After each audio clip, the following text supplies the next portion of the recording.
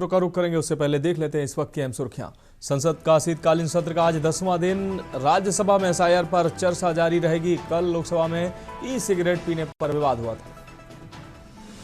प्रधानमंत्री नरेंद्र मोदी आज यूपी के एनडीए सांसदों से करेंगे मुलाकात। संसद भवन में अपने आपको बता दें कार्यालय में सांसदों से करेंगे मुलाकात।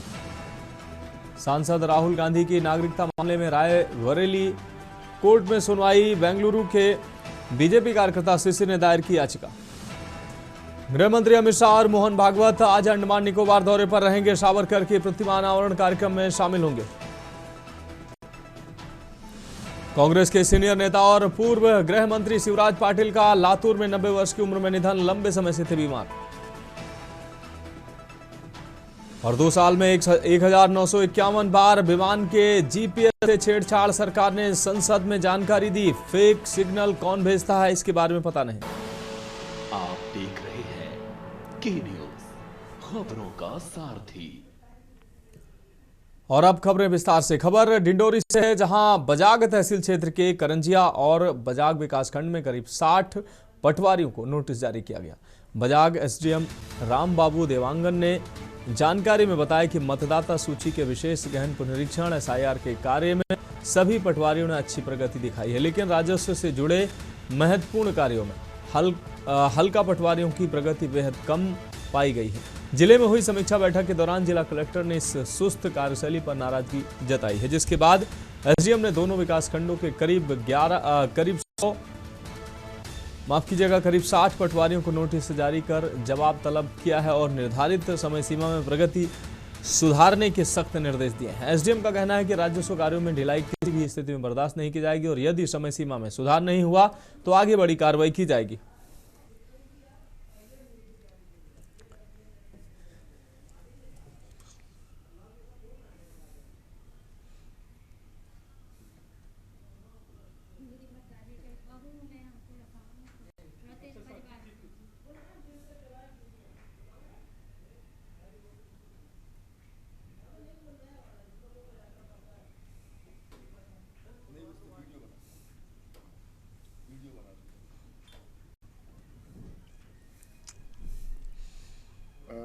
देखिए, जैसे कि आप सभी जानते हैं कि अभी बीच में हमारा एसआईआर का काम चल रहा था और डिंडोरी ज़िले में हमारे एसआईआर का काम हमारे हल्का पटवारियों के सहयोग से समय से पहले ही कंप्लीट हो गया और कलेक्टर महोदय ने इस पर प्रसन्नता भी जाहिर की थी। इसके साथ साथ चूँकि मूल कार्य हमारे राजस्व का है और राजस्व के कामों में बहुत सारी योजनाएँ ऐसी हैं जिसको सीएम महोदय के यहाँ से सीधे मॉनिटरिंग किया जा रहा है और उसमें से प्रमुख है फार्मर रजिस्ट्री करना, पीएम किसान सम्मान निधि का लाभ दिलाना, नामांतरण पटवारे, ऐसे बहुत से पटवारियों के पास काम है जिसमें सभी पटवारियों की जो प्रगति है बहुत कम देखी गई है और इस पर कलेक्टर महोदय ने अप्रसन्नता जाहिर की है। इसीलिए बजाग और करंजिया के समस्त पटवारियों को एक साथ इस कार्यों में कमी के कारण और कम प्रगति के कारण हमने नोटिस जारी किया है। बढ़ेंगे अगली खबर की ओर। भिंड से अहम खबर है। रेडियो की दुकान में लगी आग, शॉर्ट सर्किट से आग लगने की आशंका। दुकान मालिक ने आग बुझाने का प्रयास किया है। 1 घंटे देरी से पहुंची दमकल की गाड़ी। कड़ी मशक्कत के बाद आग पर काबू पाया गया। दुकान का सारा सामान इस दौरान जलकर खाक हुआ। तो 4 से 5 लाख रुपए का नुकसान बताया जा रहा है। लाहार थाना क्षेत्र का यह पूरा मामला है। 1 घंटे की देरी से दमकल पहुंची। कड़ी मशक्कत के बाद आग पर काबू पाया गया।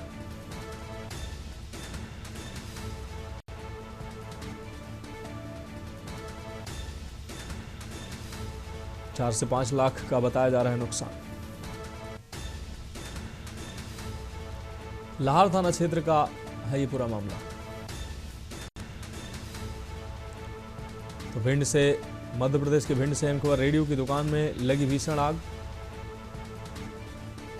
रेडियो की दुकान में भीषण आग की घटना सामने आई है। दुकान मालिक ने आग बुझाने का प्रयास किया। कड़ी मशक्कत के बाद आग पर काबू पाया गया। 1 घंटे देर से पहुंची दमकल की गाड़ी। 4 से 5 लाख रुपए का नुकसान इस अग्निकांड में सामने आया है।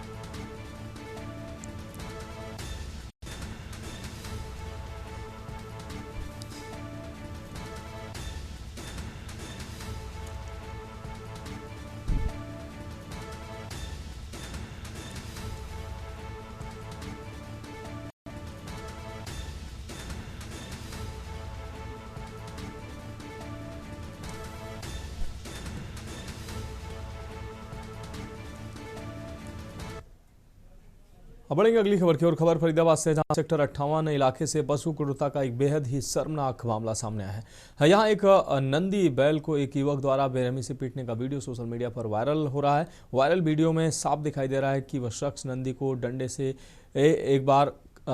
कई बार सिर पर, शरीर पर वार करता दिखा, जिससे नंदी ग्रामीण जमीन पर गिरकर बुरी तरह से घायल हो जाता है। वीडियो बना रहा एक अन्य व्यक्ति युवक को ऐसा न करने की सलाह देता है, न करने की बात कहता है।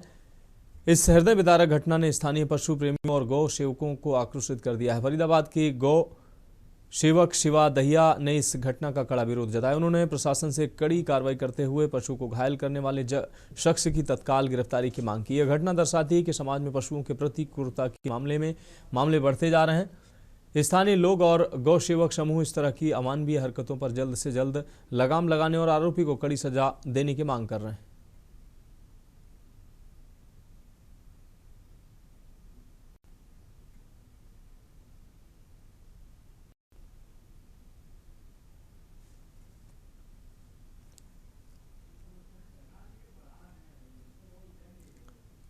तो ये घटना चौंकाने वाली है।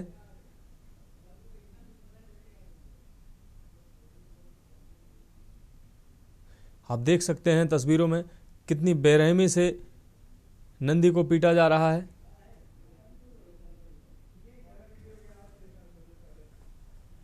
तस्वीरें निश्चित रूप से किसी को भी विचलित कर सकती हैं। अमरोहा में बांग्लादेशी महिला पति सहित गिरफ्तार हुई है। आपको बता दें, बांग्लादेशी महिला रीना बेगम पति राशिद अली गिरफ्तार हुआ है। तो महिला पति के साथ गिरफ्तार हुए। कुछ साल पहले सऊदी अरब में दोनों ने किया निकाह। पुलिस ने पति राशिद पर शरण देने के आरोप में एफआईआर दर्ज की। अक्टूबर 2025 में नेपाल बॉर्डर के रास्ते आए थे भारत। रीना ने अधिकारियों को पश्चिम बंगाल का निवासी बताया।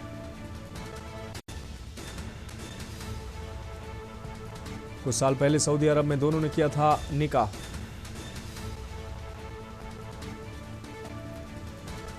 अक्टूबर 2025 में नेपाल बॉर्डर के रास्ते आए थे भारत। रीना ने अधिकारियों को पश्चिम बंगाल का निवासी बताया था। अमरोहा में बांग्लादेशी महिला पति सहित गिरफ्तार।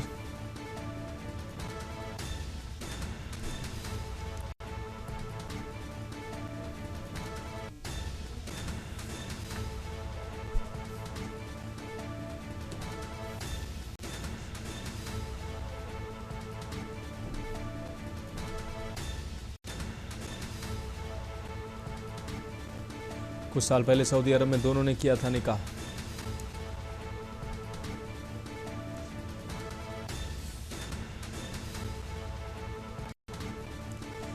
अक्टूबर 2025 में नेपाल बॉर्डर के रास्ते आए थे भारत। रीना ने अधिकारियों को पश्चिम बंगाल का निवासी बताया। और अगली खबर का रुख करेंगे उत्तर प्रदेश के मथुरा से। अहम खबर है, तेज रफ्तार बाइक डिवाइडर से टकराई। हादसे में पत्नी की मौत हुई है, पति गंभीर रूप से घायल हुआ है। आगरा से राया की तरफ जा रहे थे बाइक सवार दंपत्ति। थाना महावन इलाके के जयपुर बरेली हाईवे की घटना है। तो आगरा से राया की तरफ जा रहे थे बाइक सवार। थाना महावन इलाके के जयपुर बरेली हाईवे की घटना है। तो मथुरा से अहम खबर, तेज रफ्तार बाइक डिवाइडर से टकराई है।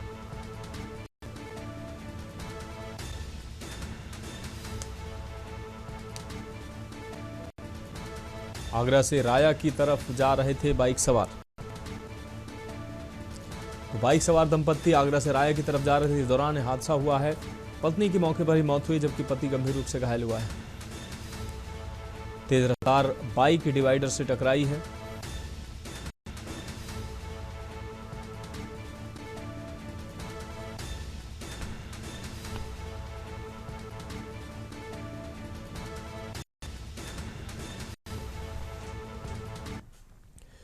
अब बढ़ेंगे अगली खबर की ओर। हापुड़ से अहम खबर है, स्पेयर पार्ट्स की दुकान में चोरी की घटना सामने आई है। शटर काटकर लाखों का सामान चोरी हुआ है।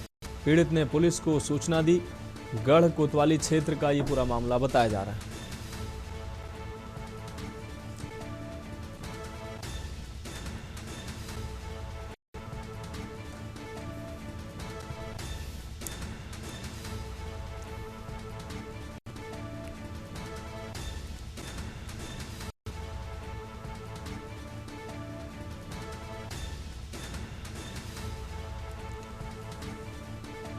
पीड़ित ने पुलिस को सूचना दी।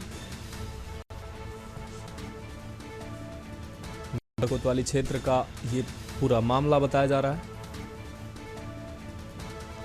हापुड़ से अहम खबर, स्पेयर पार्ट्स की दुकान में चोरी की घटना सामने आई।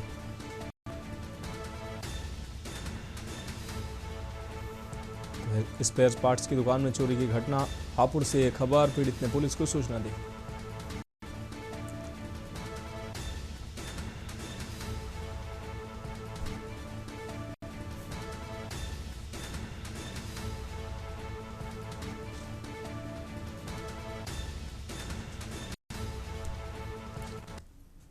अब बढ़ेंगे अगली खबर की ओर। बुलंदशहर से अहम खबर, सड़क किनारे खड़े ट्रक से टकराई है बाइक। हादसे में एक युवक की मौत हुई है जबकि दूसरा युवक घायल हुआ है।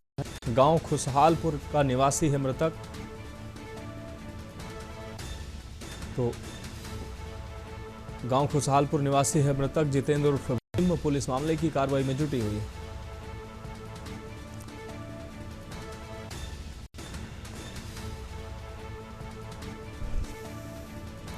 तो बुलंदशहर से अहम खबर, सड़क किनारे खड़े ट्रक से टकराई है बाइक। बुलंदशहर से अहम खबर, सड़क किनारे खड़े ट्रक से टकराई बाइक।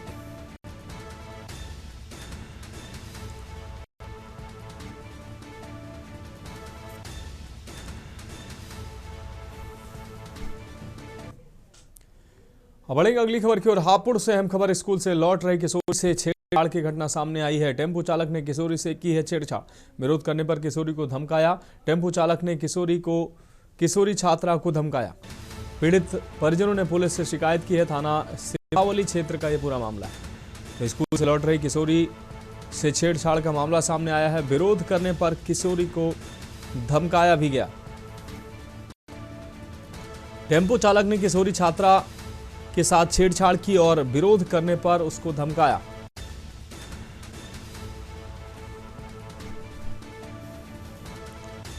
तो विरोध करने पर किशोरी को धमकाने का भी मामला सामने आया है।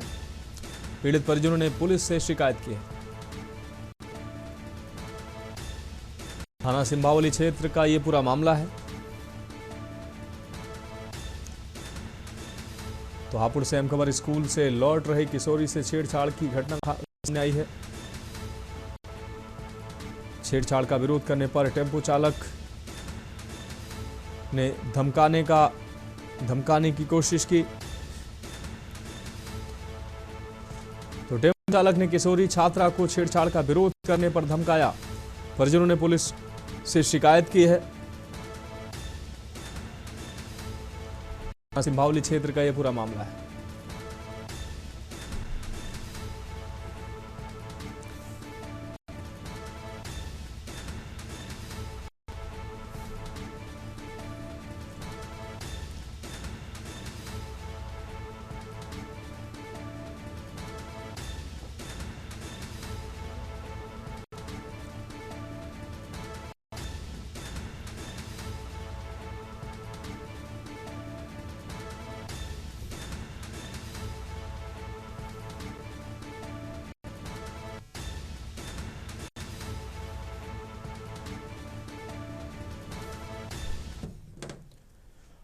अब बढ़ेंगे अगली खबर की ओर। खबर हजारीबाग से, जहां चुरचू अंचल क्षेत्र में ग्रामीणों की तत्परता से एक बड़ा मामला सामने आया है। जब संदिग्ध रूप से घूम रही एक पिकअप वैन को ग्रामीणों ने रोक लिया। बताया जाता है कि वाहन में बड़ी मात्रा में गेहूं का बीज लदा हुआ था, जिसे ग्रामीणों के अनुसार कालाबाजारी के उद्देश्य से ले जाया जा रहा था। वाहन की गतिविधि देर रात ग्रामीणों को संदेहास्पद लगी। ग्रामीणों ने उसको घेर कर रोक लिया और पूछताछ की, जिसके दौरान वाहन में मौजूद लोगों के बयान स्पष्ट संतोषजनक नहीं पाए गए। ग्रामीणों को शक हुआ कि सरकारी योजनाओं के तहत मिलने वाला गेहूं बीज कहीं बाजार में बेचे जाने के लिए ले जाया जा रहा है।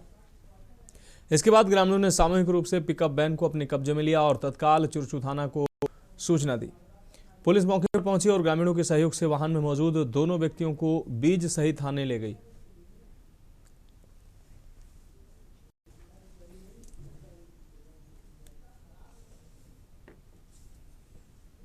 आपके ही माध्यम से मुझे जानकारी मिली है।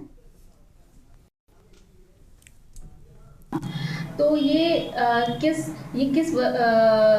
किसके परमिशन से किया जा रहा है या फिर किस पर्पस से किया जा रहा है, इसकी सूचना अगर हमें लिखित में मिल जाएगी, चाहे वीडियो के माध्यम से या थाना प्रभारी के माध्यम से, तो इस पे हम लोग कार्रवाई करेंगे।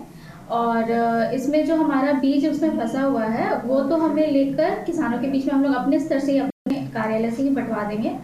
और पीओ पे क्या कार्रवाई है, इस पे हम लोग किस एक्सटेंट तक उन्होंने ये किया है और सही है गलत है, उसका पता चलने के बाद उसको पे कार्रवाई की जाएगी उसी हिसाब से। अब बढ़ेंगे अगली खबर की ओर। खबर बुलंदशहर से, जहां दूल्हे ने दहेज के 51 लाख रुपए लौटाए हैं। चांदी का एक सिक्का लेकर विवाह किया। मुजफ्फरनगर के सोरम में आयोजित सर्व खाप पंचायत में खाप के सरदारों ने जाट समाज से की थी बगैर दहेज शादी करने और मृत्यु भोज नहीं करने की अपील की थी। सर्व खाप द्वारा लिए गए निर्णय के क्रम में मथुरा की कृष्णा से बुलंदशहर के विवेक ने बगैर दहेज लिए विवाह किया। विवेक ने दहेज में मिली 51 लाख रुपए की नकदी को माथे से लगाकर वधु पक्ष को वापस लौटाया। बुलंदशहर में हुई बिना दहेज की शादी को सर्व समाज ने सराहा। मेरठ रोड स्थित निजी मैरिज होम में संपन्न हुआ विवेक और कृष्णा का दहेज मुक्त विवाह।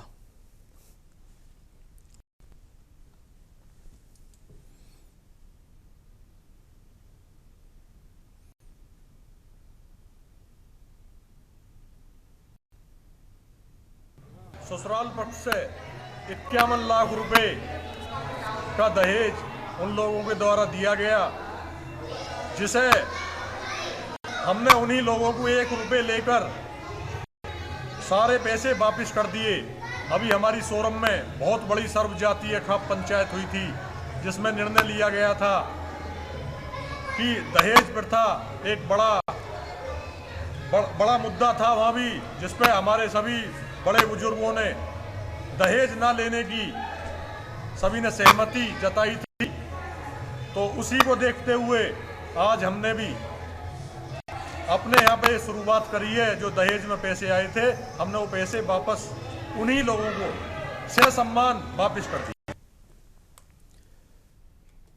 अब बढ़ेंगे अगली खबर की ओर। अगली खबर पौड़ी से है, जहां चौपट्टा खाल विधानसभा क्षेत्र के पोखड़ा ब्लॉक के अंतर्गत मल्ली गांव में 34 साल बाद निरंकार भगवान की पूजा का भव्य आयोजन किया गया। यह आयोजन आस्था और एकता का अद्भुत संगम बना, जिसमें हजारों ग्रामीणों के साथ यहां से विवाहित होकर ससुराल गई बेटियां भी शामिल हैं, जिन्हें दिशा ध्यानी के रूप में पूजा जाता है। उत्तराखंड में निरंकार भगवान की पूजा विष्णु रूप में की जाती है। पोखड़ा और ब्लॉक प्रमुख संजय गुसाई ने बताया कि इस बार मंदिर समिति ने बलि प्रथा को रोकने का सर्वसम्मति से निर्णय लिया है, जिसकी सभी श्रद्धालुओं ने सराहना की है। भूतपूर्व प्रधान व निवर्तमान प्रधान पति संजय विश्व ने जानकारी दी है कि इस ऐतिहासिक आयोजन में 3 पीढ़ियों की लगभग 450 दिशा ध्यानियां शामिल हुई और इसकी तैयारी पिछले 1 साल से चल रही थी। कांग्रेस नेता राजपाल बिष्ट ने इसे सांस्कृतिक विरासत के संरक्षण का सराहनीय प्रयास बताया।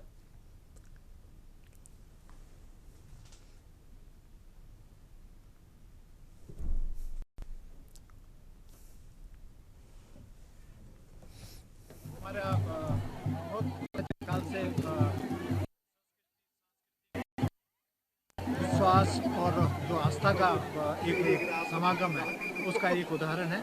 और लगभग 1991 में अंतिम बार इस गाँव में ये पूजा हुई थी और इस समय 35वें वर्ष में ये पूजा हो रही है।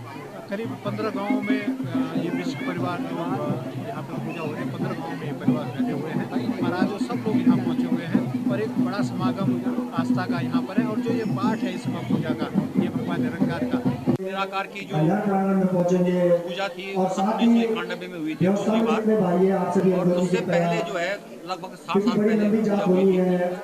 तो 1991 में जो पूजा हुई थी तो हम बहुत समय थे, हम सहमति ली कि भाई हमको पूजा करनी है। और उस समय संसाधन भी ज़्यादा नहीं थे, लेकिन इस बार जो है एक किया जा रहा है। हमारे जितने ग्रामवासी हैं, हमारे जो 30 ध्यानी हैं, सबका जो है सहयोग, आपके सहयोग इसमें बना हुआ है। ये तो 34 साल बाद 3500 चल रहा है, 3500 साल। हाँ, आता है ये कि जिसकी मनोकामना पूर्ण हो जाए ना, तो कोई घंटी ले आता है, कोई छतर ले आता है। हैं, बड़ा मैं तो है इनका निरंकार देव का, और ये दीरा है, आमा देवी है। तो बलिया नहीं चढ़ाई, नारियल फाड़ दिया बस। हाँ, अब न्योता है, देशा ध्यान न्योते हैं अपने रिश्तेदार सब बुलाए। भाई साहब करीब करीब 3400 बाद एक आयोजन होता है और इसके लिए सबसे पहले तो मंदिर समिति जो पूर्व में थी उसी के द्वारा इसका आयोजन किया गया। 1 वर्ष से इसकी पूरी तैयारी की गई। 1 वर्ष करीब 2 वर्षों से इसकी तैयारी थी और 1 वर्ष इसके लिए दिया गया गांव के लिए संकल्प के बाद, ताकि लगभग अभी वर्तमान में 220 के आसपास परिवार जो इस इष्ट देव के हैं उनको तैयारी के लिए 1 वर्ष का समय दिया गया। धन्यवाद। सबसे पहले मैं आपको इस देव निराकार पूजन में आपका हार्दिक अभिनंदन एवं स्वागत करता हूँ। कल निराकार देव जो मंदिर समिति है उसके आह्वान पर कल रात हमने आपको फ़ोन किया था, आप यहाँ पे उपलब्ध थे, इसलिए मैं समस्त निराकार देव पूजारी समिति एवं ग्राम सभा बीनामल्ली की ओर से आपका हार्दिक अभिनंदन, आभार, स्वागत करता हूँ। जैसे आपने अपने संबोधन में पहले भी बताया,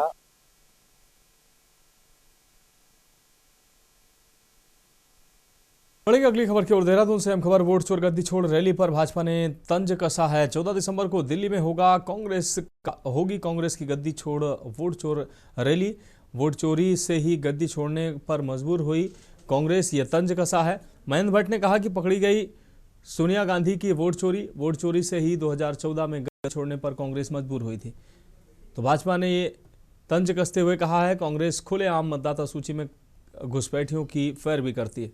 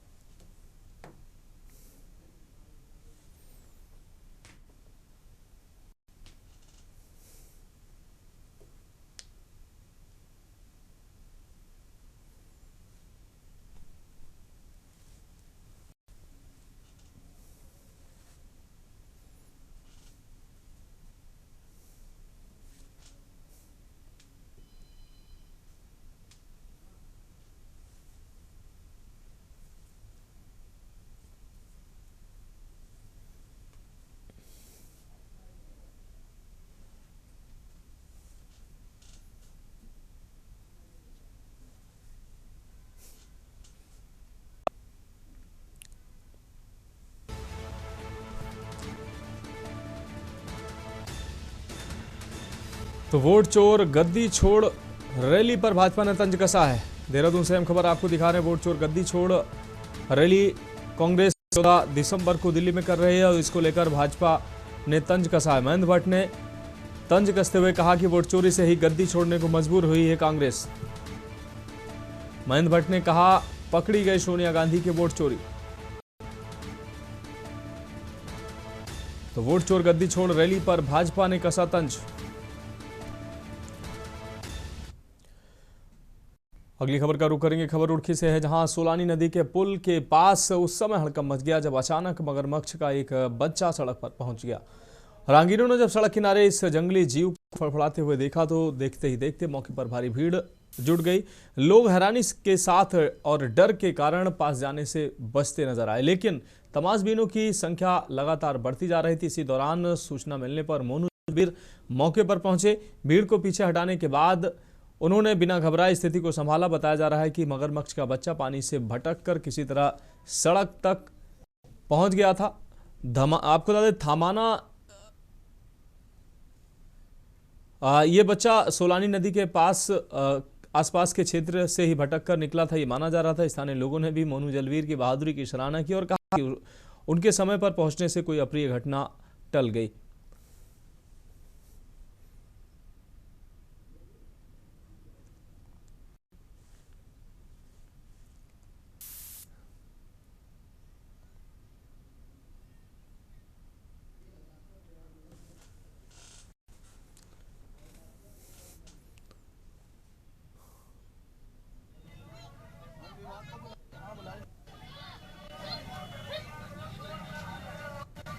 इसकी वीडियो बना रहा है यार। ये कहां से पकड़ा तुमने? पहले ये बताओ। नदी पार से कहां से? सुनाने दी है हमारी, यही सुना ले। हां तो पार से जो लौंडा आ रहा था ना, बता रोड पे चला। फिलहाल खबरों में वक्त एक ब्रेक का है।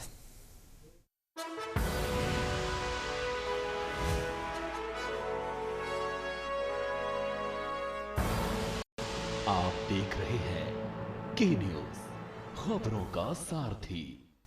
ब्रेक के बाद खबरों में एक बार फिर से आपका स्वागत है। उत्तर प्रदेश की राजधानी लखनऊ से अहम खबर सामने आ रही है। ये अहम खबर आपको दिखा रहे हैं।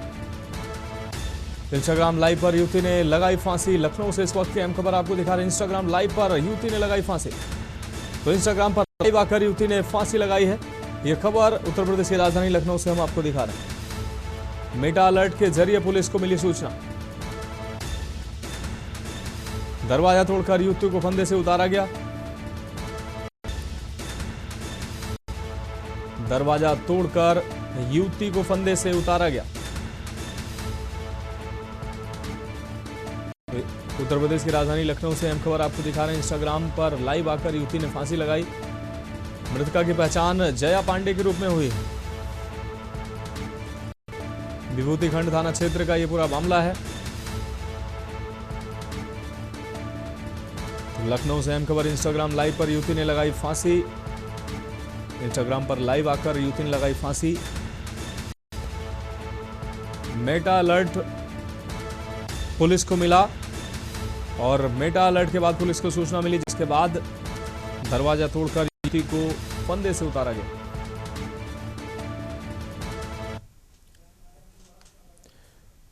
और अगली खबर का रुख करेंगे अमरोहा से। अहम खबर है। अमरोहा से ये खबर हम आपको दिखा रहे हैं। जेई के खिलाफ किसानों के हंगामे का मामला। अमरोहा से इस वक्त की अहम खबर आपको दिखा रहे हैं। जेई के खिलाफ किसानों के हंगामे का ये पूरा मामला। बिजनौर मार्ग, अमरोहा बिजनौर मार्ग पर किसानों ने प्रदर्शन किया है, रोड जाम किया है। थाना अध्यक्ष सुनील कुमार ने दोनों पक्षों की वार्ता करवाई। वार्ता के दौरान एसडीओ के रवैये पर किसानों में रोष। वार्ता के दौरान एसडीओ के रवैये पर किसानों में रोष देखने को मिला है।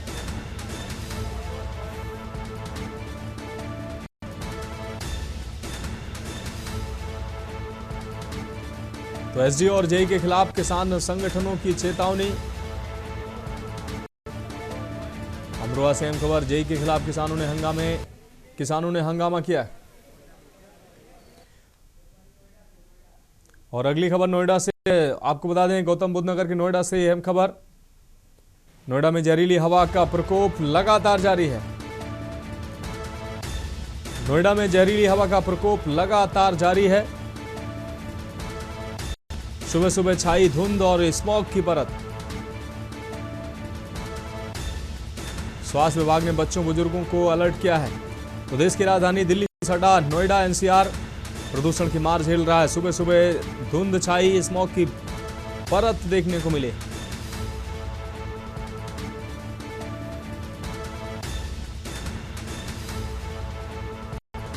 इस दौरान अस्थमा मरीजों को एहतियात बरतने की भी सलाह दी गई है।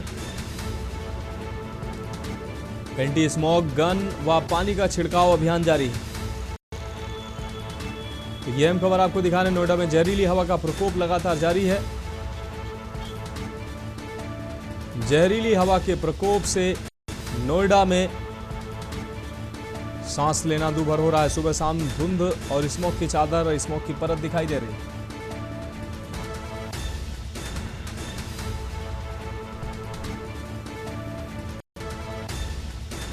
सुबह शाम छाई धुंध और स्मॉग की परत।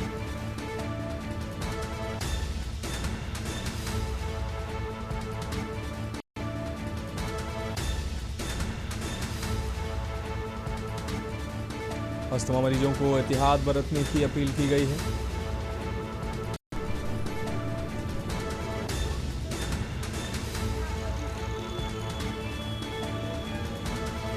और इस खबर पर हमारे संवाददाता अशोक द्विवेदी हमारे साथ जुड़ गए हैं।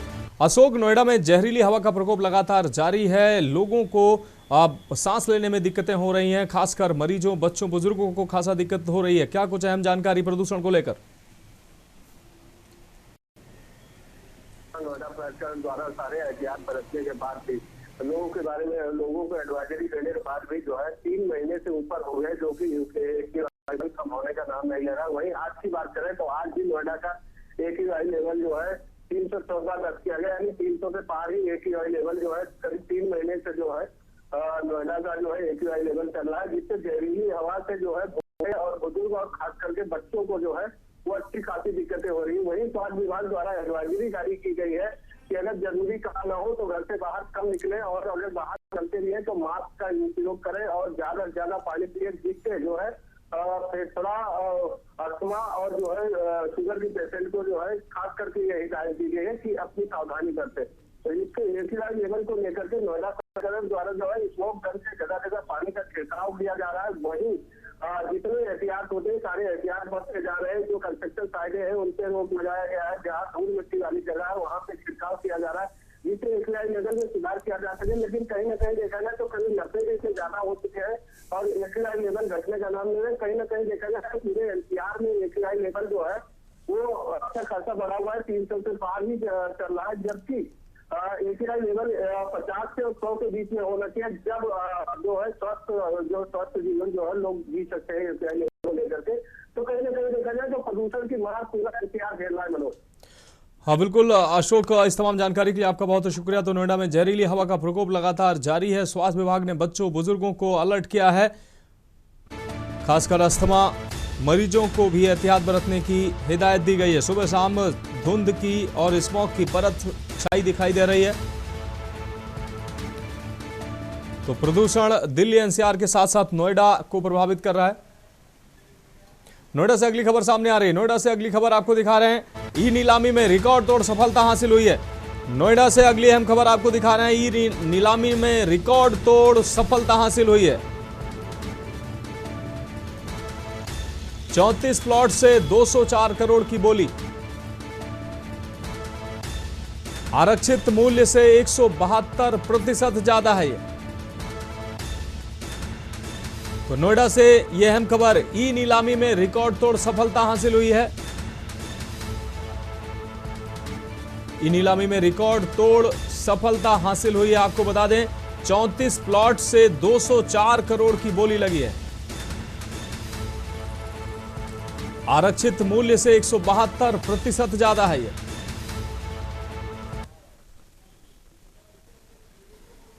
अशोक द्विवेदी हमारे साथ लगातार जुड़े हुए हैं। अशोक, ई नीलामी में बड़ी सफलता, रिकॉर्ड तोड़ सफलता हासिल हुई है। 34 प्लॉट के 204 करोड़ रुपए बोली लगी है, क्या कुछ अहम जानकारी?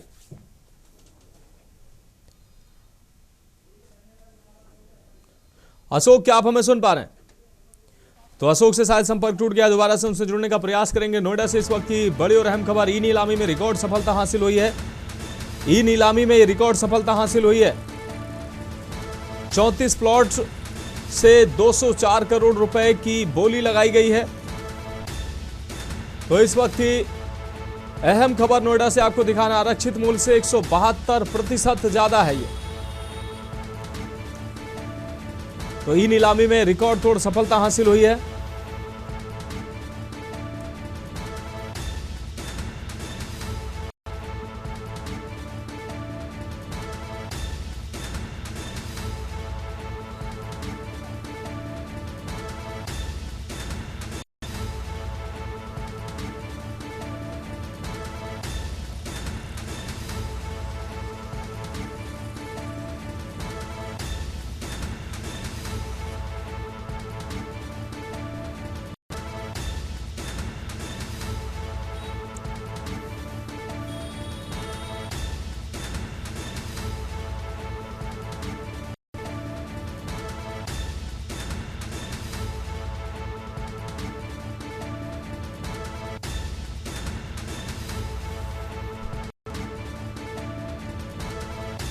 अशोक द्विवेदी हमारे संवाददाता अधिक जानकारी के लिए हमारे साथ जुड़ गए हैं। अशोक, रिकॉर्ड सफलता हासिल हुई ई नीलामी में, 34 प्लॉट से 204 करोड़ रुपए हासिल हुए हैं, जो 172% है आरक्षित मूल्य से, क्या कुछ अहम जानकारी?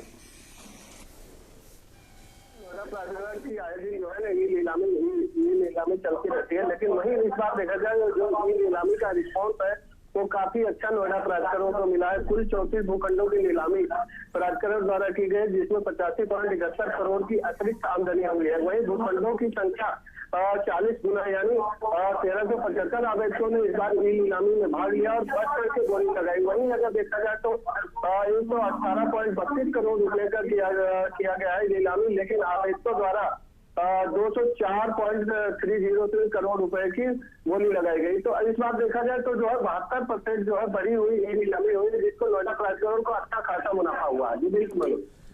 हाँ बिल्कुल अशोक, इस तमाम जानकारी के लिए आपका बहुत शुक्रिया। तो नोएडा प्राधिकरण को ये बड़ा लाभ हुआ है, 34 प्लॉट से 204 करोड़ की बोली लगी है और ये आरक्षित मूल्य से 172% ज्यादा है। तो ई नीलामी में रिकॉर्ड तोड़ सफलता हासिल हुई है नोएडा विकास प्राधिकरण को।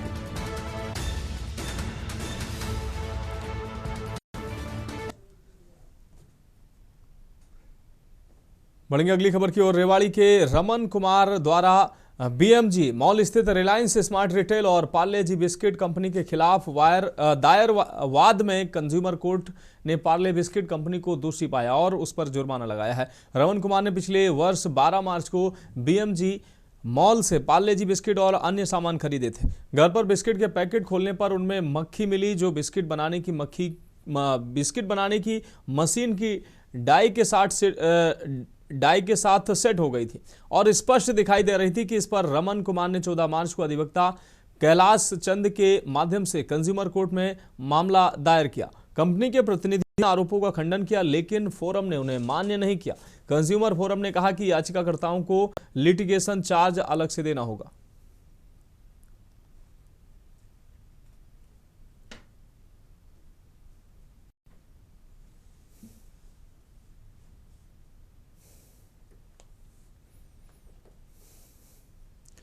तो कंज्यूमर कोर्ट ने पार्ले बिस्किट कंपनी को पाया दोषी। पार्ले जी बिस्किट में पाई गई मक्खी।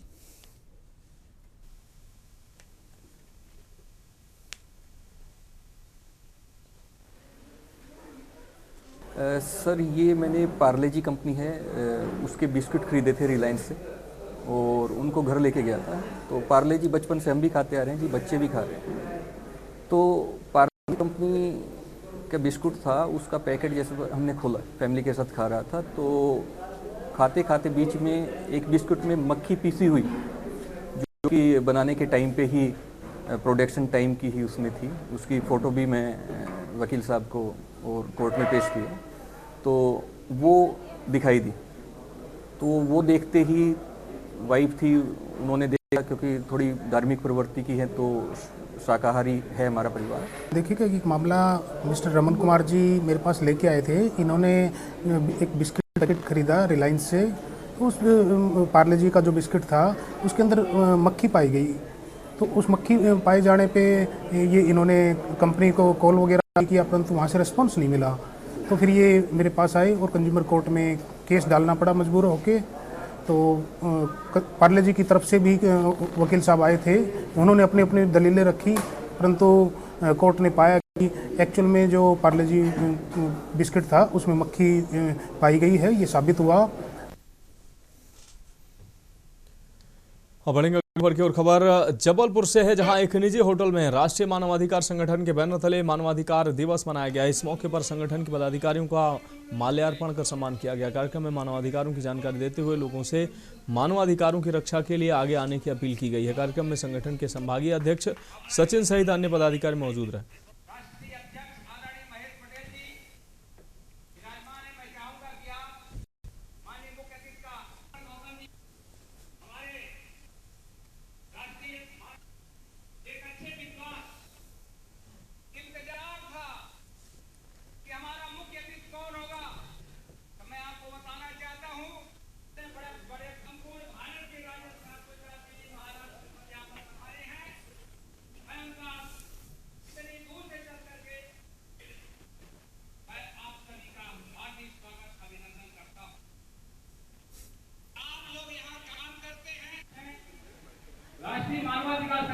आज राष्ट्रीय मानवाधिकार संगठन के द्वारा राष्ट्रीय मानवाधिकार दिवस 10 दिसंबर के उपलक्ष्य में यहाँ पे पूरे देश भर से पदाधिकारी यहाँ इकट्ठे हुए हैं और हम लोग ये प्रयास कर रहे हैं कि जो मानवाधिकार है, राष्ट्रीय मानवाधिकार संगठन के उद्देश्यों की पूर्ति सबसे पहले यह होनी चाहिए कि हम स्वतंत्रता पूर्वक और अपने संवैधानिक अधिकारों के अंतर्गत जीने का प्रयास करें।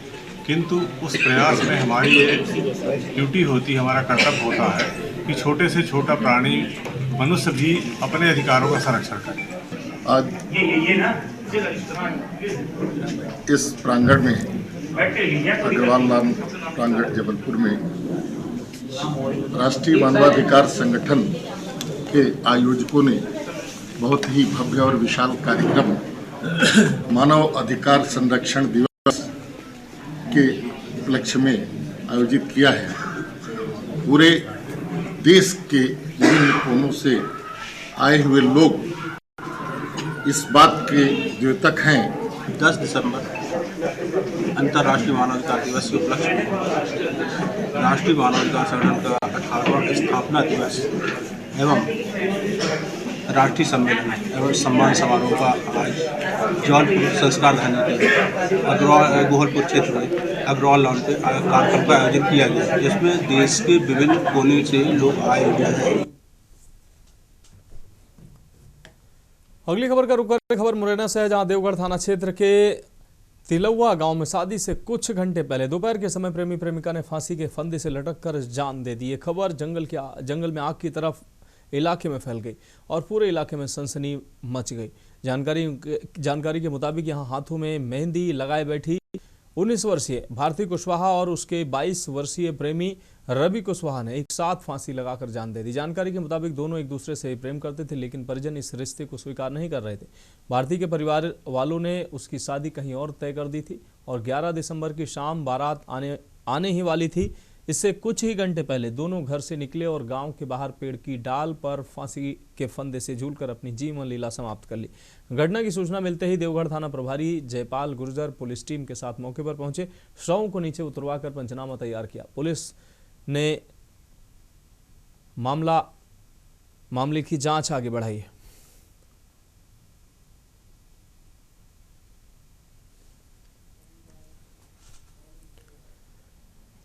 बढ़ेंगे अगली खबर की ओर। खबर जबलपुर से है, जहां मध्य प्रदेश में लगातार साइबर ठगी की वारदातें सामने आ रही है, जिससे पेंशनरों को टारगेट कर ठगी को अंजाम दिया जा रहा है। ठीक ऐसा ही मामला जबलपुर के पुलिस अधीक्षक कार्यालय पहुंचा, जहां पर विद्युत मंडल के सेवानिवृत्त प्रशासनिक अधिकारी अविनाश चंद्र दीवान के साथ हुए साइबर ठगी। विद्युत पेंशनर सहित रक्षक संघ के अध्यक्ष ने बताया कि मध्य प्रदेश राज्य विद्युत मंडल से सेवानिवृत्त अविनाश चंद्र दीवान जबलपुर शाखा के एक सम्मानीय सदस्य हैं, जिनके साथ डरा धमका कर डिजिटल अरेस्ट करने का नाटक किया तथा उनके साथ धोखाधड़ी करते हुए 31 लाख रुपए की रकम ऐंठ ली।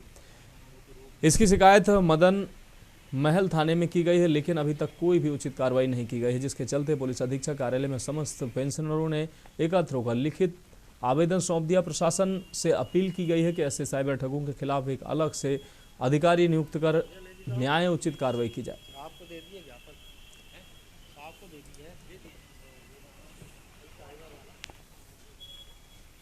जबलपुर शाखा के तरफ से हैं। पिछले सप्ताह हमारे एक रिटायर्ड पेंशनर बंधु श्री अविनाश चंद्र दीवान जी के साथ दुर्भाग्यपूर्ण स्थिति घटित हुई और साइबर ठगों ने उन्हें डिजिटल अरेस्ट करने का नाटक करते हुए उनके साथ उनके पास से 31 लाख रुपए ऐंठ लिए हैं और जिसकी प्राथमिकी मदन महल थाने में दर्ज की गई है। हमें पूर्ण विश्वास है कि पुलिस मुस्तैदी से अपना काम कर रही है, लेकिन इस अप्रिय घटना को देखते हुए हमने आज एसपी महोदय जी के यहाँ एक आवेदन पत्र प्रस्तुत करते हुए उनसे निवेदन किया है कि जो गहन जांच चल रही है उस जांच में एक सक्षम अधिकारी को भी सम्मिलित करने का कष्ट करें। बढ़ेंगे अगली खबर की ओर। राजनांदगांव जिले के भैंसातरा उपार्जन केंद्र में 15 नवंबर से अब तक धान खरीदी सुचारू रूप से संचालित हो रही है, जहां समिति प्रबंधक दुलेश्वर वर्मा द्वारा किसानों से अच्छी सुविधा उपलब्ध कराया जा रहा है। प्रबंधक द्वारा बताया जा रहा है कि किसानों को समय पर एवं पर्याप्त मात्रा में वारदाना उपलब्ध कराया जा रहा है। उसकी जरूरत का उनकी जरूरत के सामग्री उपलब्ध कराई जा रही है। वहीं प्रतिदिन की क्षमता कम होने की वजह से किसानों को टोकन काटने में काफी दिक्कतों का सामना करना पड़ रहा है। किसानों का कहना है कि सरकार या तो पूर्ण ऑनलाइन कर दे या पूर्ण रूप से ऑफलाइन करे, ताकि किसानों को सुविधा हो सके, साथ ही खरीदी क्षमता को बढ़ाया जा सके।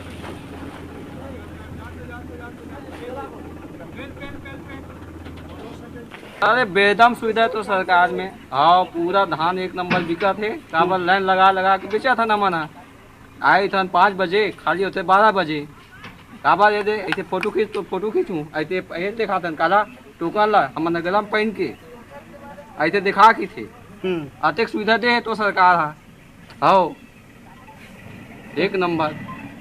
और कुछ नमस्कार, मैं टी एस सेन और इस वक्त मैं राजनांदगांव जिले के उपार्जन केंद्र भैंसातरा में उपस्थित हूँ। लगातार 15 नवंबर से माननीय विष्णुदेव सरकार, सुशासन की सरकार, डबल इंजन की सरकार, लगातार उपार्जन केंद्रों द्वारा जो है धान खरीदी किया जा रहा है।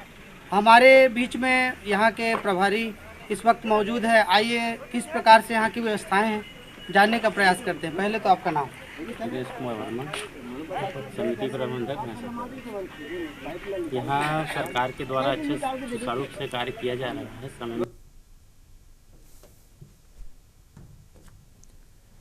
अब बढ़ेंगे अगली खबर की ओर। राजनांदगांव में मेडिकल कॉलेज में आज निजी एम्बुलेंस चालकों और मेटास कंपनी के सुरक्षा गार्डों के बीच विवाद ने हिंसक रूप लिया। जानकारी के अनुसार पार्किंग व्यवस्था को लेकर हुए बहसबाजी के बाद प्राइवेट एम्बुलेंस चालकों ने सुरक्षा कर्मियों पर हमला कर दिया। मौके पर मौजूद अन्य सुरक्षा कर्मियों ने बीच बचाव कर किसी तरह स्थिति को संभाला। घटना की सूचना मिलते ही मेडिकल कॉलेज प्रबंधन और लालबाग थाना पुलिस मौके पर पहुंची। घायल सुरक्षा अधिकारियों का उपचार मेडिकल कॉलेज में ही किया गया है। पुलिस ने मामले की जांच शुरू कर दी और सीसीटीवी फुटेज और साक्ष्यदर्शियों के आधार पर प्रबंधन ने ऐसे घटनाक्रम को दुर्भाग्यपूर्ण बताते हुए अस्पताल परिसर में शांति और व्यवस्था बनाए रखने को सर्वोच्च प्राथमिकता बताया। इस घटना से मरीजों और परिजनों में भी दहशत का माहौल बना हुआ है। पुलिस ने जल्द ही दोषियों पर कड़ी कार्रवाई की बात कही है।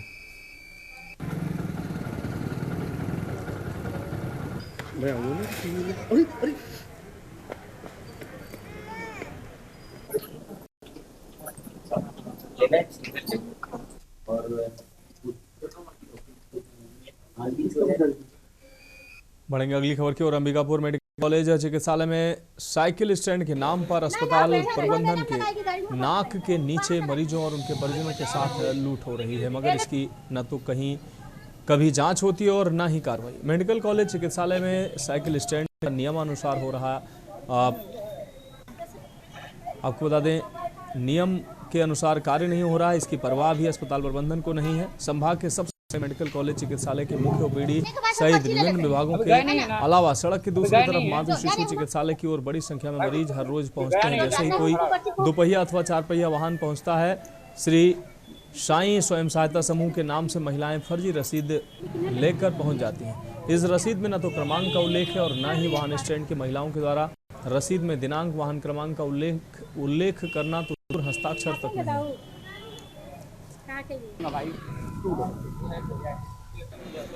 केवल गाड़ी का नंबर लिखा हुआ है ऊपर में, पर्ची में सीरियल नंबर नहीं है? नहीं, केवल ऊपर में नंबर है।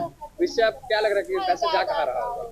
नहीं पता सर, पैसा कहाँ जा रहा है। आपको नहीं लगता कि कहीं अवैध वसूली है? हम लोग जानेंगे, अब हम लोग कर रहे हैं। अपने से तो पर्ची का बोलता है, हम लोग पर्ची का दे देते हैं जो मांगते हैं। कितना पैसा लिया जाता है? 10 रुपये। ये महिला समूह साइकिल स्टैंड या बाइक जो है स्टैंड ये लोग चला रहे हैं और अभी इनको 3 साल होने को है लगभग। तो अभी हम लोग इसमें एक पुनः टेंडर कर रहे हैं और मुझे उम्मीद है कि कोई अगर अच्छी पार्टी में आती है टेंडर में तो इस व्यवस्था को हम और बेहतर बना पाएंगे। बढ़ेंगे अगली खबर की ओर। नोएडा फेस थाना पुलिस को बड़ी सफलता हाथ लगी है। पुलिस ने एक ऐसे फर्जी कॉल सेंटर का भंडाफोड़ किया है जो विदेशों में रहने वाले एनआरआई को निशाना बनाता था। ये गिरोह खुद को ओटीटी प्लेटफॉर्म जैसे नेटफ्लिक्स, हॉटस्टार आदि का प्रतिनिधि बताकर धोखाधड़ी करता था। आरोपी एनआरआई को उनके ओटीटी प्लेटफॉर्म पर रिचार्ज और सब्सक्रिप्शन दिलवाने के नाम पर उनसे मोटी रकम वसूलते थे। थाना फेस 1 पुलिस ने कार्रवाई करते हुए इस धोखाधड़ी गिरोह की महिला मास्टरमाइंड तनिष्का सहित कुल 6 सदस्यों को गिरफ्तार किया है। पुलिस ने आरोपियों के कई बैंक खातों को सीज कर दिया है। इन खातों में लाखों रुपए के ट्रांजैक्शन की सबूत मिले हैं जो दर्शाते हैं कि गिरोह बड़े पैमाने पर इस धोखाधड़ी को अंजाम दे रहा था।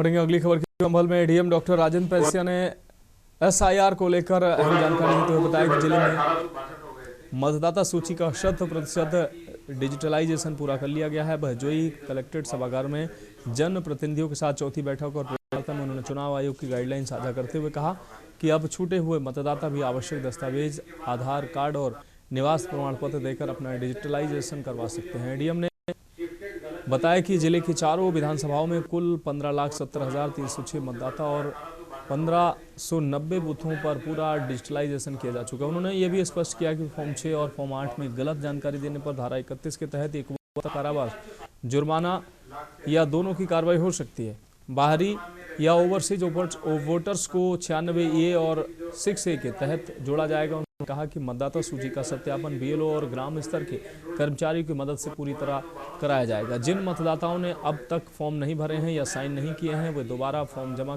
कर डिजिटलाइजेशन पूरा कर सकते हैं।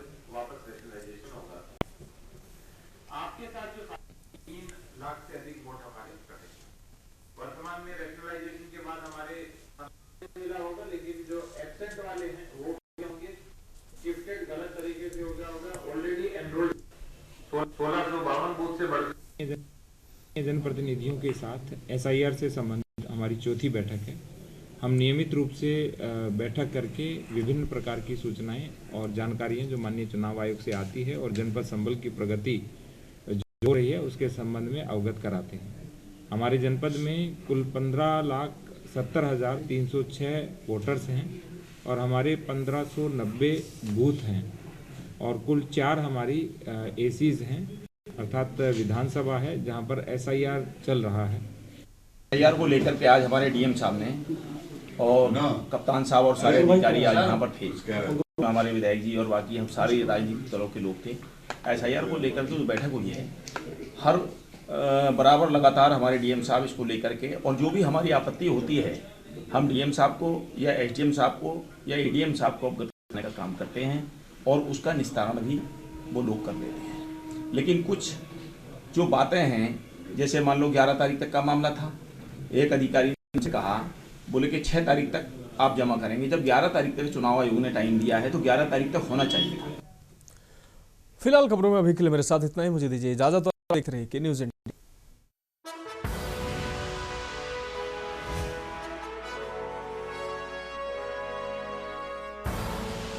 आप देख रहे हैं के न्यूज़, खबरों का सारथी।